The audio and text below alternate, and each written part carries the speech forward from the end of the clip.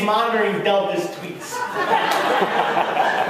Why isn't Delta monitoring Delta's tweets? Right? They're sitting there. And the funny thing is, I told that story, and every time I told it, in like 47 speeches in a row, I just made it a little bit worse. You know? Because Delta will always be on my hell list now. And so every time I tell the story, like to the point where like the last time I told the story was like, and you know how Delta trains their pilots, they put 5 puppies on the runway. And the pilot would line up and hit all 5, you know, it has to be true, it's all the internet. And then finally, it took 47 tellings of that story for someone to Delta contact.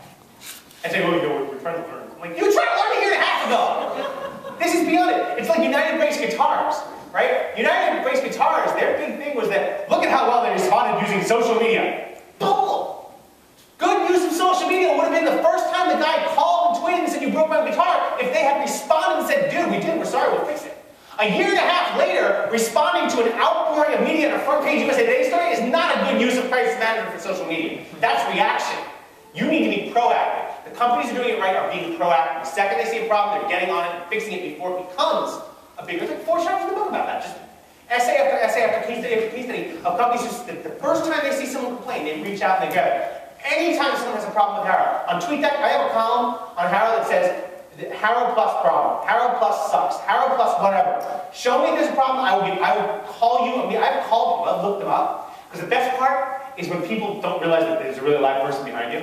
Like, Harrow sucks, I can't believe it. Mark Johnson, hey, Peter Shankman, I'm the founder of Harrow. I just saw your note that said Harrow sucks. Can we talk? Oh, dude, I guess I was just angry. I really so much fun. So, your job is to figure out ways that you can answer, you can get to people, you know, and teach the enterprise, hey guys, this stuff works. I spent a week in December out in Saudi Arabia talking to Saudi Aramco, the largest oil company, basically the largest company in the world. $255 billion bucks a year in revenue. When you're making $255 billion a year in revenue on a product that's not going away, what the hell, what reason at all do you have to change?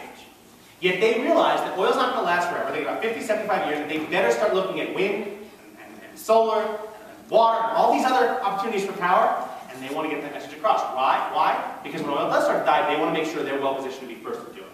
They brought me in for a week. Smartest move I ever saw a huge company like that make. And they got 40, 57,000 employees that they're going to train this stuff on. But it's doable. It's just going to take some time. If Saudi Aramco can do it, if the largest insurance carrier in the world can bring me in to write their social media policy, which is basically a three-page policy that says don't be stupid. Anyway, so you're going to see more and more companies doing that stuff like this. I think we have time for one more. Peter? Or do we not? Yeah. Okay, I hear the voice, but I have no idea where it's coming from. So Right here. Okay, what's up? Hey, how important is it, as far as the category that you list your business under Facebook? I just read 13 pages of people freaking out over not being able to change that and Facebook not responding. So I have ours under... Facebook doesn't respond, just accept it. Yeah, I have a local... Yeah, that's not going to happen. So do you have to basically just delete your whole page? It's a really good question.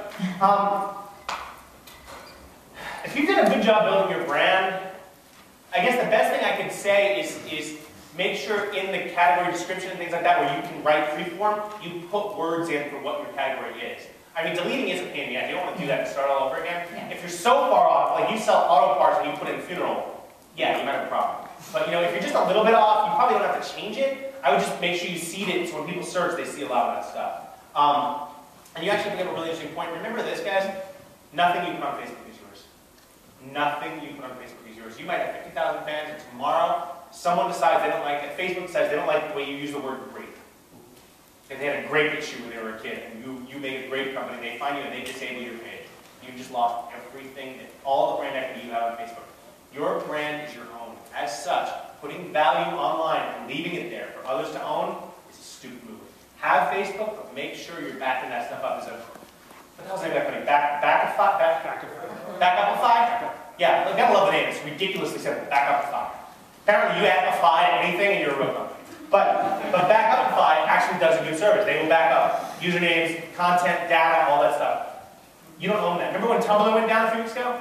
Everyone's freaking out, oh my god, all my content on Tumblr! Dude, it wasn't your content. Post it on Tumblr. You might have taken the picture, but you posted it, gave it to someone else to host, And the contract that you signed with them was, oh wait, there was no contract because it's free. Sorry. I'd much rather see that stuff on my own blog. I use Facebook and I use Twitter, but I use it with the concept that it can go down tomorrow. And if it does, I'll never get it back. Everything I do has to be backed up and replicated in other places. The blog, a year to 10%, the only part of Facebook that has that is photos, because it's easier to upload photos to Facebook than to my blog. If those photos go down, I have backup. So yeah, be aware of that. Are we out of time? Yeah? Okay. Tokens, books, I'll stick around for a few minutes before I go to the airport. Guys, again, thanks for having me.